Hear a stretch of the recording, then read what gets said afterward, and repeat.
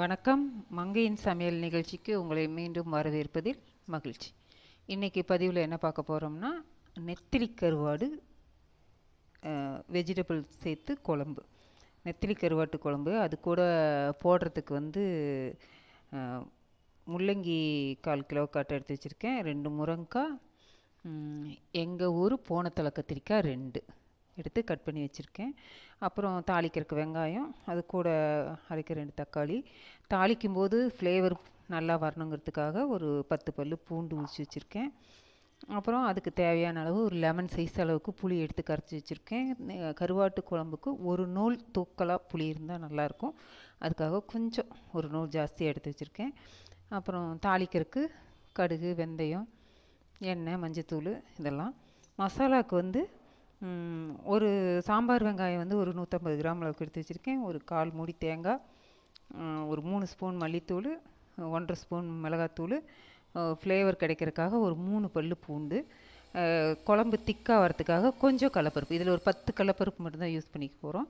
இப்போ செய்ய ஆரம்பிச்சிடலாம். இதுதான் தேவையான இன்க்ரீடியன்ட்ஸு.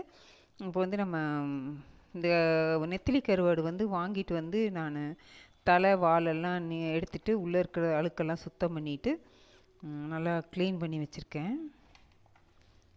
காலெல்லாம் எடுத்துட்டேன். தலை வால் 2 எடுத்துகிட்டு உள்ளே இருக்கிற அழுக்கு எடுத்துகிட்டு சுத்தம் பண்ணி வச்சுருக்கேன். இதை சுடு தண்ணியில் நல்லா சுடு தண்ணி கொதிச்சிட்ருக்கு. ஒரு 200 மில்லி தண்ணி வச்சுருக்கேன். அதில் போட்டுடுறேன். அப்போ தான் அதில் இருக்கிற உப்பு, மண் எல்லாம் கரைஞ்சி வரும். இது கொதிக்கிற ஸ்டேஜில் இருக்குது. நான் இதை இறக்கி வச்சிடுறேன். இது இப்போதைக்கு நமக்கு தேவைப்படாது. இது இப்படியே ஆறிட்டுருக்கட்டும், ஊறட்டும், ஆறட்டும். நம்ம இதை கடைசியாக கழுவி சேர்த்துக்கலாம், வணக்கிக்கலாம். அதுக்காக வடைச்சட்டி வச்சுருக்கேன். இதை எடுத்து வச்சுருக்கிற வெங்காயத்தை அதில் போட்டுடுறேன். போட்டுட்டு குழம்பு கொஞ்சம் திக்காக வரணுங்கிறதுக்காக ஒரு 10 கடலப்பருப்பு போட்டுக்கிட்டேன்.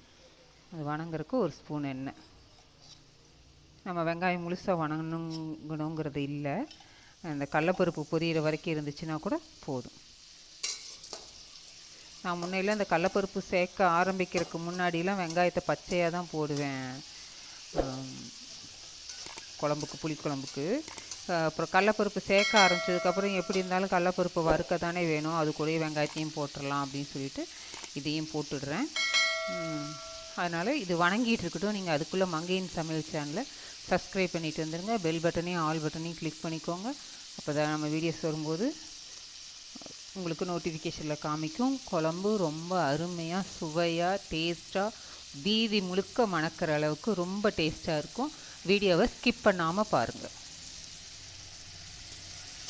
இதை நான் வணக்கிட்டு வந்துடுறேன்.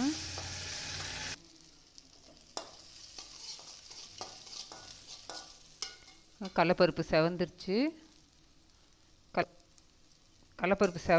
இதை இப்போ எடுத்து கொட்டி ஆற வச்சிடலாம். அது ஆறுன வெட்டி மசாலா அரைச்சிட்டு வந்துடலாம். அதுக்குள்ளே நம்ம குழம்ப தாளித்து விட்டுருவோம். வடைச்சட்டி சூடாக இருக்கிறதுனால காஞ்சிருச்சு. உடனே குழம்பு தாளிக்க ரொம்ப எண்ணெயெல்லாம் தேவைப்படாது. சும்மா ஒரு 2 ஸ்பூன் இருந்தால் போதும். ஏன்னா இது தாளித்து மட்டும்தான் கொட்ட போகிறோம். நம்ம வீடியோக்காக வேணால் நிறையா எண்ணெய் போட்டு பண்ணிக்கலாம். ஆனால் அது ஹெல்த்துக்கு அவ்வளோவா நல்லதில்லை. இது ஆக்சுவலாக நாங்கள் குழம்பெல்லாம் கலக்கி வச்சுட்டு கடைசியாக இறக்க போகும்போது தான் தாளித்து ஊற்றுவோம். சரி, இப்போ வடைச்சட்டி வச்சுருக்கிறதுனால தாளித்து கொட்டிடலான்ட்டு முதல்ல தாளிக்கிறேன். எண்ணெய் காஞ்சிருச்சு. கடுகு போட்டுக்கிட்டேன். கூடவே 10 வெந்தயம், ஒரே ஒரு வரமிளகா, கருவேப்பிலை போடணும். கூடவே உளிச்சு வச்சிருக்கிற பூண்டு,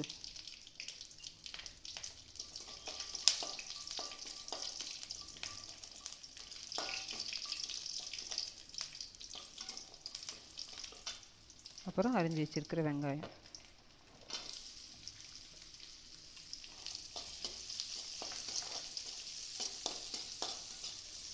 இந்த தக்காளி அரிஞ்சும் போடலாம். நான் அரிஞ்சு போட்டால் அது தெரியுங்கிறதுக்காக நான் செலவோடு அரைச்சி ஊற்றிடுவேன். அரைச்சி ஊற்றுறதுனால என்ன ஆகுனா, நமக்கு தக்காளி பழம் சேதாகாது, ஃபுல்லாக அது நமக்கு இன்டேக் ஆகிடும். அதுக்காக வேண்டி ரெண்டாவது ஃப்ளேவரும் நல்லாயிருக்கும். நம்ம தக்காளி அதிகம் போடாமல், யூஷுவலாக வந்து புளிக்குழம்புக்கு தக்காளி போடணுங்கிறது அவசியம் இல்லை. ஆனால் ஒரு தக்காளி போட்டோம்னாக்கா நல்லாயிருக்கும், ரொம்ப ஃப்ளேவர் தெரியும். என்ன பண்ணியிருக்காங்க இப்படி டேஸ்ட்டாக இருக்குதுங்கிறது தெரியாத அளவுக்கு இருக்கும். அதனால் நான் வந்து அரைச்சி தான் விட்டுருவேன் பெரும்பாலும். வெங்காயம் வணங்கிடுச்சு. இப்போ நம்ம எடுத்து வச்சுருக்கிற காயெல்லாம் அதில் போட்டுடலாம். எதுவுமே வணங்கணுங்கிறது இல்லை, அப்படியே கலக்கி வைக்கலாம். சரி, நம்ம தாளித்ததுனால வடச்சட்டியில் அப்படியே போதும். கத்திரிக்காய், முருங்கைக்காய், முள்ளங்கி எல்லாம் போட்டேன். வந்து இதுக்கு வேணுங்கிற அளவு மஞ்சத்தூள் போட்டுடலாம்.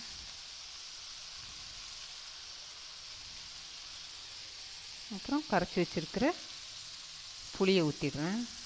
ஒரு தடவைக்கு 2 தடவை வடிகட்டிட்டேன், அதனால் எதுவும் இல்லை, அதனால் நான் அப்படியே ஊற்றிடுறேன். புளியை ஊற்றிட்டேன். இப்போ இதுக்கு வேணுங்கிற அளவு உப்பு போட்டுடலாம். உப்பு எடுத்திருக்கேன். கை நிதானம் தான் உப்பு, இதுக்கு அளவெல்லாம் கிடையாது.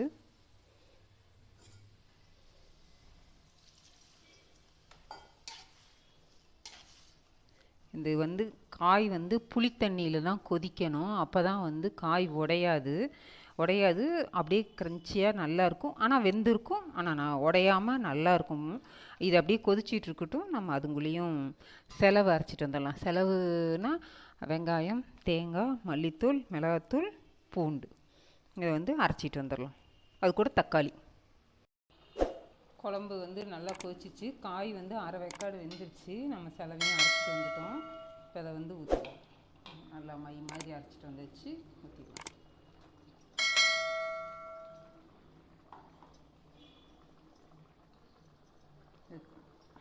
மல்லித்தூள், மிளகாத்தூள் தான், கடைப்பொடி இல்லை, வீட்லேயே அரைச்சது.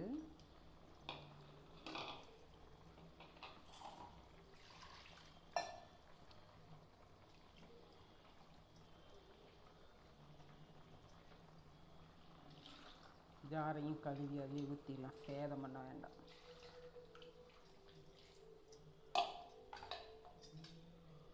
கையையும் இதுலேயே கழுவிடுவோம்.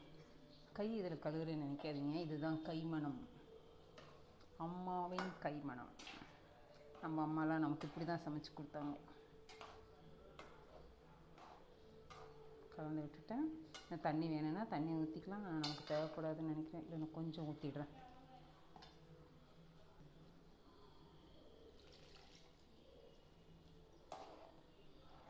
கொஞ்சம் ஊற்றிட்டேன். இந்த இது போதும், ஏன்னா காய் இன்னும் ஒரு அரைப்பதம் வேகணும், மிளகா செலவும் நமக்கு வேகணும். அது சுண்டி வரத்துக்கு சரியாக இருக்கும். இது நல்லா கொதித்து எப்படி சொல்கிறது, ஒரு கிரேவி பதத்துக்கு வந்ததுக்கப்புறம் கருவாடை கழுவி அதை போட்டுடலாம். இப்போ இது நல்லா ஆறிடுச்சு.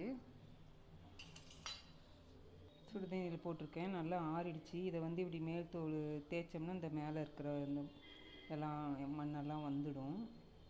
ஏன்னா அவங்க கருவாடு பதம் பண்ணும்போது கடல் மண்ணில் புதைச்சி வச்சு தான் கருவாட்டில் இருக்கிற ஈரமெல்லாம் வெளியில் எடுப்பாங்க. அந்த மீனில் இருக்கிற ஈரத்தையெல்லாம் வெளியில் எடுப்பாங்க. அதனால் மண் ஒட்டிகிட்ருக்கும். அதாவது எப்படி பதப்படுத்துவாங்கன்னா, ஒரு குழி வெட்டி குழியில் உப்பு கொட்டி, உப்பு மேலே இந்த மீனை போட்டு அதுக்கு மேலே மறுபடியும் உப்பு கொட்டி மண்ணை போட்டு மூடிடுவாங்க. ஒரு அவங்களுக்கு டைம் ஆஃப் பீரியட் இருக்கும். அது முடிஞ்சதையும் எடுத்து நல்லா வெயிலில் உலர்த்தி பக்காவாக ஸ்டோர் பண்ணிடுவாங்க. இது பாருங்கள், இந்த மாதிரி வந்துடும். நல்லா இப்படி பிசைஞ்சு கழுவுனாவே போதும். ஒன்று எடுத்து பண்ணணுங்கிறது இல்லை, இப்படி பிசைஞ்சு கழுவுனாவே வந்துடும். இதை வடிச்சிட்டு நான் ஒரு 2 தடவை ஃபஸ்ட் தண்ணி ஊற்றி கழுவிட்டோம்னாக்கா இதில் இருக்கிற உப்பு மண் எல்லாம் போயிடும். நம்ம குழம்பு திக்கானதையும் இதை அதில் போட்டுடலாம். நான் 2 தடவை கழுவி வச்சிடுறேன். குழம்பு திக்கானதையும் உங்கள்கிட்ட காமிக்கிறேன். இந்த கன்சிஸ்டன்சியில் இருக்குது. இப்போ வந்து நம்ம கருவாடை சேர்த்துடலாம். ஒரு 25 கிராம் அளவுக்கு தான் கருவாடு எடுத்தேன் நான். பாருங்கள், கழுவி வச்சுருக்கேன். நல்லா அந்த மணலெலாம் போயிடுச்சு. ஒரு கருவாடு உடையவும் செஞ்சிச்சு. அதனால் ஒன்றும் பிரச்சனை இல்லை, உடஞ்சா கூட நல்லா தான் இருக்கும். கருவாட்டில் கொல்லி கருவாடு போட்டு வச்சா இன்னும் நல்லாயிருக்கும் குழம்பு. கொல்லி கருவாடு வந்து என்ன பண்ணணுன்னா, தணலில் சுட்டு தோல் உளிச்சிட்டு அப்புறமா போடணும். இப்போல்லாம் வந்து உளிச்ச கருவாடு கூட வருது. கொல்லி கருவாடே அவங்களே உளித்து பேக் பண்ணி கூட விற்கிறாங்க. அது கூட கிடைக்கிது. இல்லைன்னா நம்ம மன திருப்திக்கு வேணும்னா நம்ம முழு கருவாடை வாங்கிட்டு வந்து தணலில் சுட்டு தோல் உளிச்சிட்டு அப்புறம் க்ளீன் பண்ணி போடணும். நெத்திலி கருவாடுமே பார்த்திங்கன்னா கொஞ்சம் பெரிய சைஸில் கிடைக்கிது. அதாவது இப்படி சுண்டு விரல் நிலத்துக்கு இருந்துச்சுன்னா தான் வந்து அதில் உள்ளுக்குள்ளே வந்து நடு தண்டில் இருக்கிற அந்த முள் வந்து குத்தாமல் இருக்கும், வெந்துடும் குழம்புல. நல்லா இப்படி நடுவிரல் நிலத்துக்கோ ஆள்கட்டி விரல் நிலத்துக்கோ கொஞ்சம் பெருசாக வாங்கினீங்கனாக்கா உள்ளுக்குள்ளே வந்து என்ன சொல்கிறது, முள் வந்து ஸ்ட்ராங்காக இருக்கும், நமக்கு சாப்பிடும்போது வாயில் தட்டுப்படும், குத்தும். அதனால் நெத்திலி கருவாடு மட்டும் வந்து கொஞ்சம் மீடியம் சைஸில் இருக்கிறது தான் வாங்கிக்கணும். கொஞ்சம் ரொம்ப பொடி கருவாடாகவும் இல்லாமல் ரொம்ப பெருசாகவும் இல்லாமல் வாங்கிக்கணும். இது போட்டு ஒரு 2 கொதி வந்ததுன்னா போதும். ஆக்சுவலாக குழம்பு வந்து நல்லா திக்காயிடுச்சு. நான் அந்த கருவாடு வேகிறதுக்காக சும்மா ஒரு சன்னம் பண்ணிவிட்டு அடுப்பை வந்து சிம் பண்ணி ஒரு 3 நிமிஷத்துக்கு மூடி வச்சுட்டு எடுத்து மூடி வைக்கும்போது அந்த ஆவியிலேயே அப்படியே வெந்துடும். அதுக்கப்புறம் நம்ம அப்படியே கொஞ்சம் பெருங்காயம் போட்டு இறக்கிடலாம். இப்போதைக்கு மூடி வச்சிடுறேன். ஒரு 3 நிமிஷம் கழித்து உங்கள்கிட்ட காமிக்கிறேன். அடுப்பு சன்னமாக இருந்தது, 3 நிமிஷம் ஆயிடுச்சு, நான் எடுத்துட்டேன். பாருங்கள் குழம்பும் கெட்டி ஆயிடுச்சு. ஃப்ளேவர் வந்து பக்காவாக இருக்குது, மணக்குது அப்படியே. இதில் வந்து மேலே கார்னிஷ்க்கு நம்ம கொத்தமல்லி தழை போடலாம், கஸ்தூரி மேத்தியும் போடலாம். என்கிட்ட கஸ்தூரி மேத்தி இருக்குது, இருந்தால் போடுங்க, இல்லைன்னா மல்லித்தலையோடு விட்டுருங்க, ஒன்றும் தப்பு இல்லை. நல்லா இருக்குது, நல்லா ஃப்ளேவர் கொடுக்கும். அதுக்காக இது போடுறேன். இது கூட நான் பெருங்காயம்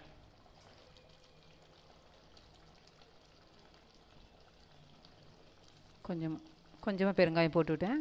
நல்லா மணமாக இருக்கும் குழம்பு. அவ்வளோதான், முடிஞ்சுது. நம்ம அடுப்பை ஆஃப் பண்ணிடலாம். ஆஃப் பண்ணிவிட்டு சர்விங் பவுலுக்கு மாற்றிடலாம். சர்விங் பவுலுக்கு மாற்றிடுறேன்.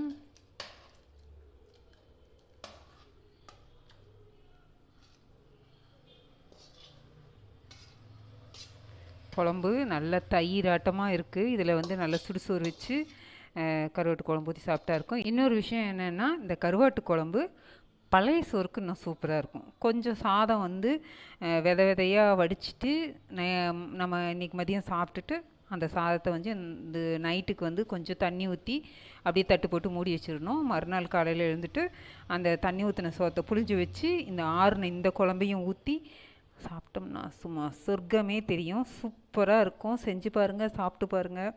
மங்கையின் சமையல் சேனலை சப்ஸ்கிரைப் பண்ணிக்கோங்க. ஆல் பட்டனையும் பெல் பட்டனையும் கிளிக் பண்ணிக்கோங்க. உங்கள் சப்போர்ட் எங்களுக்கு ரொம்ப ரொம்ப முக்கியம்.